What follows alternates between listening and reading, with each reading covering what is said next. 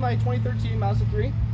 Today we are going to be putting on a new water pump, thermostat, water pump belt, and a serpentine belt tensioner. And obviously a coolant flush because we're doing all that. You come over here, you can see that my cylinder's leaking there, so that's gonna get replaced. I don't know the maintenance history on this car. I bought it about a year ago. I did the clutch. The clutch was bad when I bought it.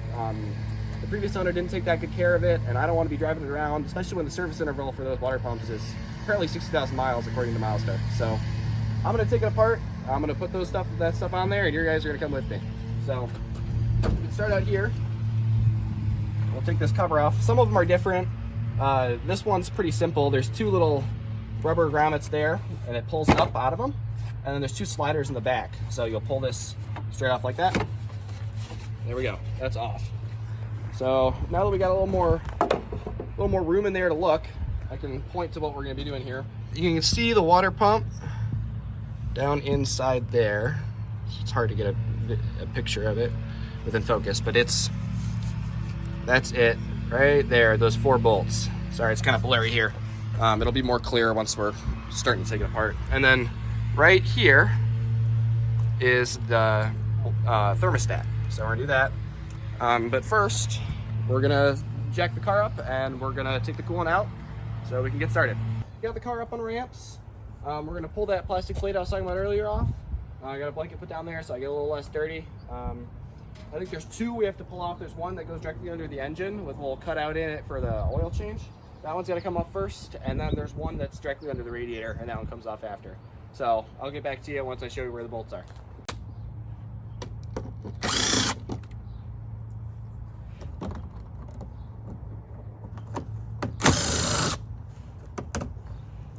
And one there. Got this bottom plate removed. It's there's 2 of these clips here. There's 2 of these, one right there, towards the back of the car. It goes like that. And then we had a couple of, these are 10, or these are 13, I believe. Nope, they're 10. There's 10 millimeters that go in each of these holes, and then some clips that go there and there.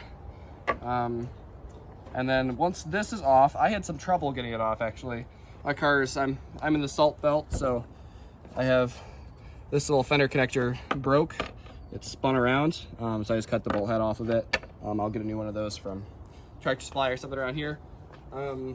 So that comes off first, and then once that's off, this is what we really needed to get off. This slides under, so you need to get the other one off, and then you can get to this clip right here. You pop the top of the clip off. It's one of those. You pull it off. So once you got that off, we should be able to get to the bottom of the radiator, and we can drain some fluid here in a minute. There's the drain plug. I got it cracked open with the biggest flathead I could find. It's a giant Phillips. I didn't have anything that was a Phillips that was that big. I cracked it loose. That's why it's dripping here. You can see this is the front tray I was talking about. It goes there. Back tray goes over the engine. There's a little hole I was talking about. And then the 2 clips go in back on this little brace here. So I'm gonna loosen this up. We'll get the coolant flowing, and we will be back after all of that is out.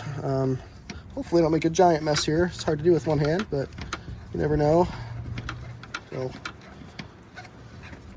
So it's coming out down there. I got that cracked loose. We're gonna come up and we're gonna break loose the pressure.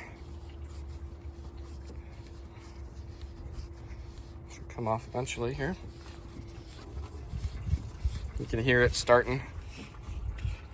Cap off, the pressure's can actually drain now. You can see it's coming out right at the bottom. We're gonna wait for all of it to be out, and then once all of it's out, we're gonna start disassembling the engine. Now we're gonna take the serpentine belts off, and in order to do that, we have to take the tension off this tensioner. Obviously, we're gonna do that in the car, but I figured it'd be easier to show you with it out. So this is the new part. It's positioned like that, and we're gonna come over here on this side, and we're gonna put a wrench on this little feature there. It's preferred if you use an offset wrench because it's kind of hard to be able to get on that with the clearance you have in the engine bay. So we're gonna put that on there. Once we get it on, we're gonna torque it. And once that gets torqued, it's gonna push against the cylinder and take the tension off the belt. So we can get that belt off. So come over here. Here's what I'm talking about. It's hard. It's a lot harder to see in the car. That's why I gave the on-desk demo. So we're gonna put this, feel around for that little piece in there. It should be over here somewhere. I said it on a second ago. There she is. So now that we're on, we can give it some tension, some force. Now that belt should just slide right off here. So that, we can take it off the bottom there, pull that off. There's our belt. So now that we got the belt off, it's a lot easier. We can take our we're gonna take our tensioner off because we're gonna replace it anyway, and it will make our job easier getting to the water pump. Getting this off was a little tricky, especially the bottom one. The bottom one is a 12, and by bottom one I am referring to this bolt there. It was a 12. I put this 12 on, I put it on the bolt way down there, and then I took another one and I did the good old double wrench trick, lock them together and get some torque on it. That one broke loose, and once it's broke loose, I'm just gonna get it off with my fingers. The top one is a 13. I don't know why Mazda did that, a 13 and a 12 on the right there. They could have just made them both the same, but just so you know, that one's a 12, that one's a 13. I'm gonna pull those off, and then that'll be it.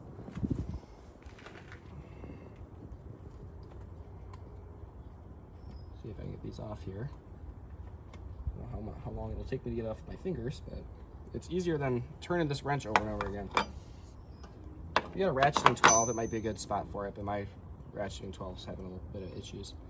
It's too big to put a socket in there, unfortunately. The clearance just isn't enough to get that in there, but that's all right.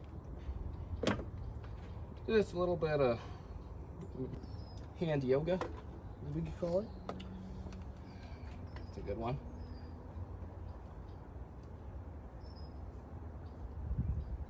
Almost off. Drop the bolt on the ground. Good thing the tray's not there. And pull that bad boy off of there. Here's the water pump pulley. There are 3 bolts right there, there. I got them out. They're 8mm. I would recommend a ratcheting wrench to get those off. Ratcheting end wrench, that is.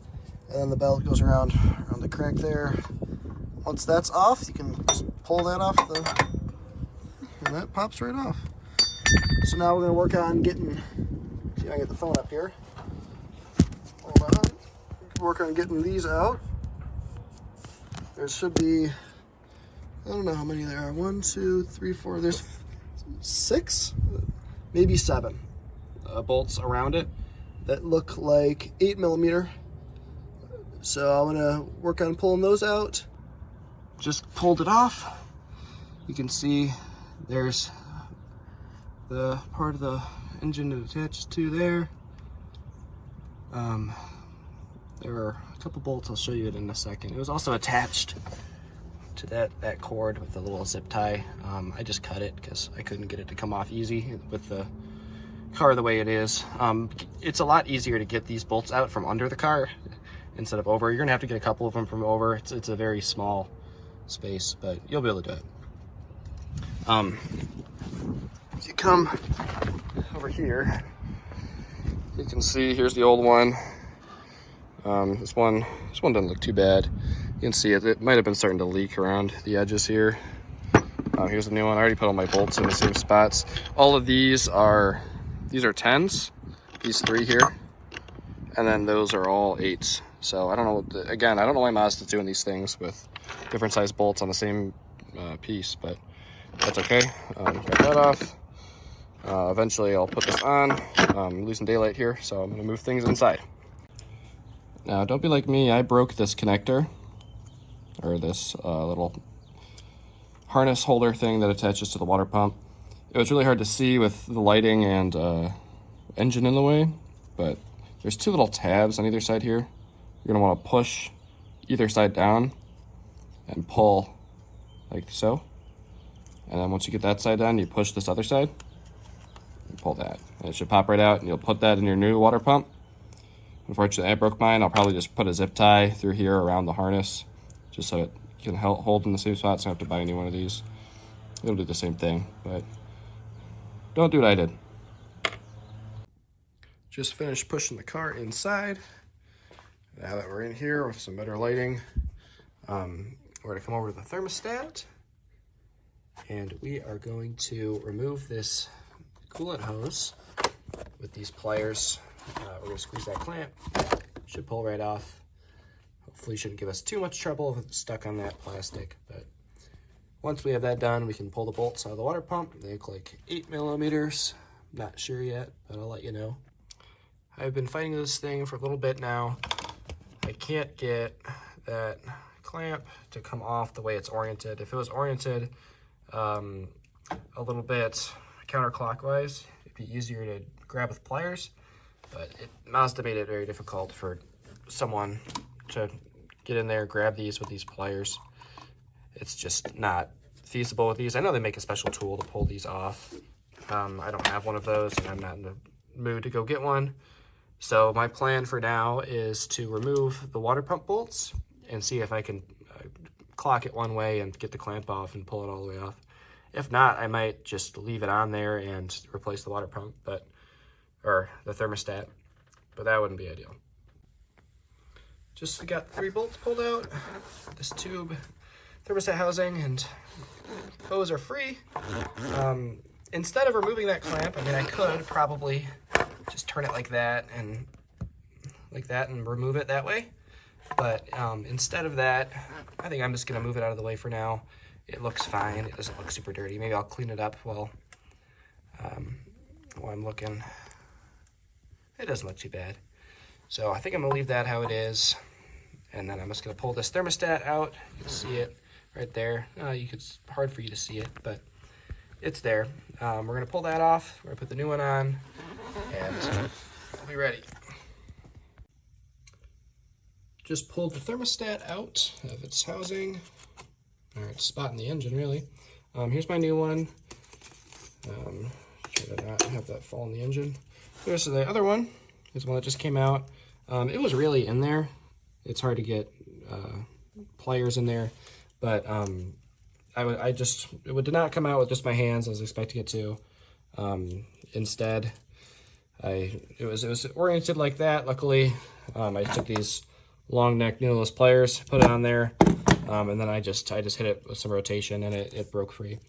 One thing that's very important that we have to do here is we have to swap over this seal.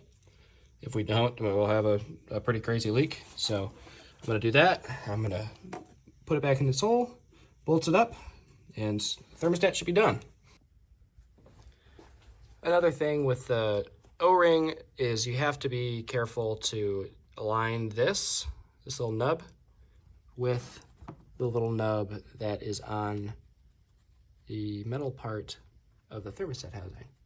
If it's not lined up the right way, this will be away, and your housing, your plastic portion of the housing will not fit on flush. Don't ask me how I know. So keep that correct orientation while you're putting it back in. Thermostat housing is on. Now I'm gonna hit each of these bolts to torque them down. Mazda recommends 7 foot-pounds, somewhere around there. Obviously, I'm not gonna be able to fit a torque wrench in there. It's probably some specialty tool. I'm gonna use my calibrated hand, get those torqued down, and we'll move back to the water pump. Water pump bolts are torqued to spec-ish. Now that that's done, we're gonna come back over here on the side of the motor and attack the water pump. Now that I'm down by the water pump under the car, I'm gonna come up with a Scotch-Brite and possibly a razor blade and clean up all this residue around the outside, just so the new water pump gasket has a nice seal. Now I hit it with some lacquer thinner when I'm done. It's important just to feel around where the O-ring will sit just with your hands to make sure you don't feel any imperfections that could stop it from sealing, because you really don't want to find out it leaks and have to redo it. Now I'm ready to start prepping the water pump. First thing I'm going to do is I'm going to take all my bolts and dip them in a little bit of grease, just so it's easier for the next guy, or possibly me, to do the water pump again. Because they were kind of in there and they're going into aluminum, so it's important to get all those greased up. And then I'm going to come down here and I have to put the O-ring in. Don't forget that. It's a big step. Your kit should come with a new one. Mine did. So there's that. Put that in. There we go. Water pump is installed. I'm gonna zip tie this little harness to where it used to be. I broke my connector on mine. I can show you how to take that off on the one on the bench. There was another trick to get the O-ring to stay on a little easier. To get this O-ring to stay in its home, well, I was trying to orient it up into the engine bay. I took a little bit of this silicone and I just took the tiniest little dab of it, just barely anything at all. I just put it on two corners. You barely can even see it, but it makes a world of difference with the new part. It's a little bit there, just sew it there in between. And then I pushed my gasket on.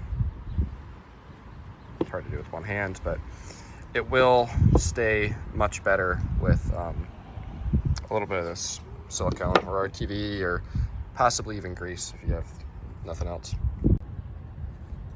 And then when I was tightening up these bolts, I did a cross pattern.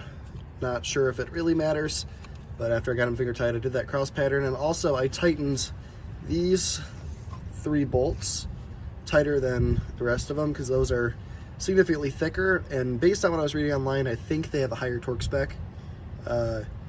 You can look it up for yourself online to get the correct torque spec. I just did it what I thought was a good number, just based on what I felt, because I'm not going to be able to get a torque wrench in here very easy.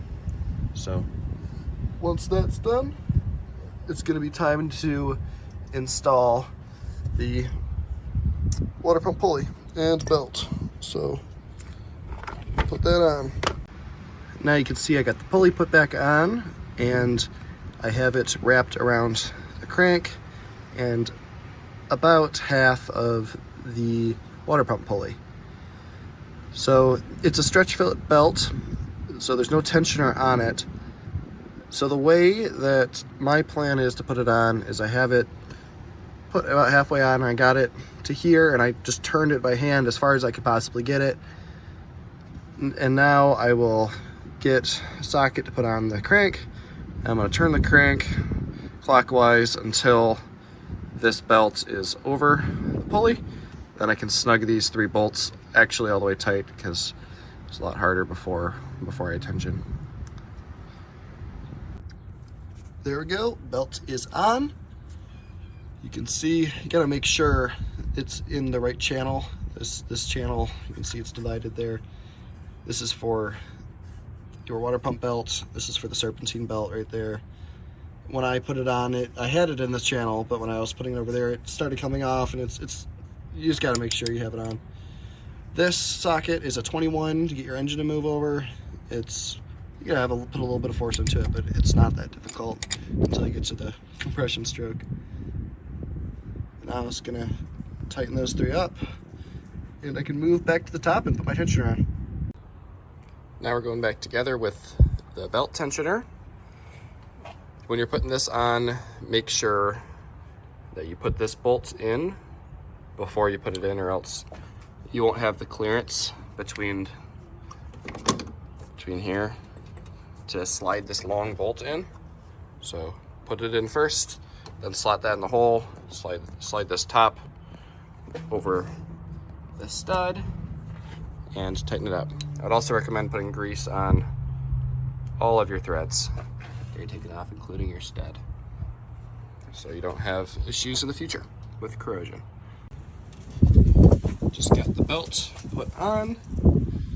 Do the same trick with your 17mm, preferably offset wrench on that little feature on the tensioner. And then it's pretty self-explanatory where it routes based on the grooves. The only part of the belt that's not touching the grooves is the tensioner, obviously. Wraps around the crank, around the AC compressor, alternator, and then just barely touches on the tensioner. So that part's pretty simple. Next, we're gonna move on to filling up coolant. The coolant that I bought is just generic coolant that's compatible with Mazdas, but it is a concentrate, so I'm gonna fill it up based on the back table here. I'm gonna do a 50-50 mixture.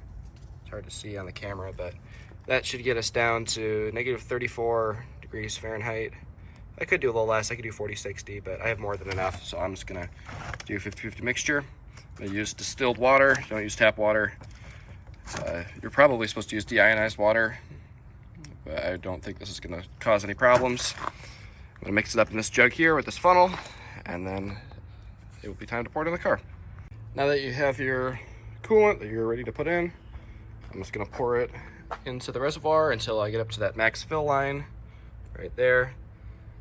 And once that's done, we're gonna run the engine to try to get the coolant circulating around, fill it up as we go. But first we gotta fill it up to that max fill line.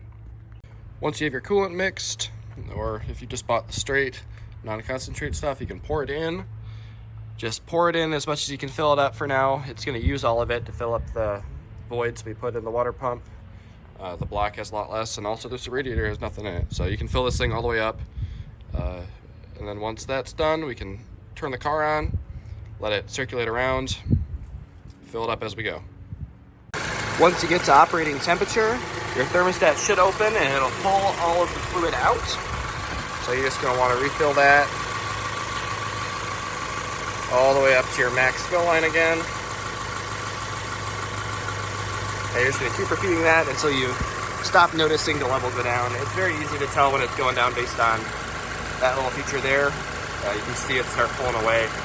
I had to fill it up a couple times, but once your thermostat opens, it should pull it right out of there. You can also look on your dash to make sure it's the low temperature light turns off, and once that turns off, you're good.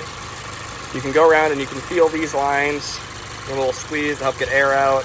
Also, you should be feeling warm water in there. I'm not quite feeling anything yet, so I know I got a airlock in there somewhere.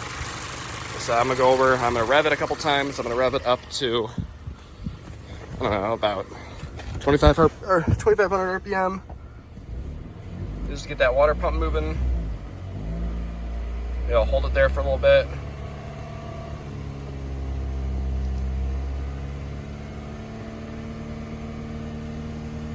Just to let that water pump push the coolant all around. Make sure you're filling up all your hoses all the way so you don't have problems in the future. You can see that my coolant level's down, so I'm gonna come over here, I'm gonna add some more.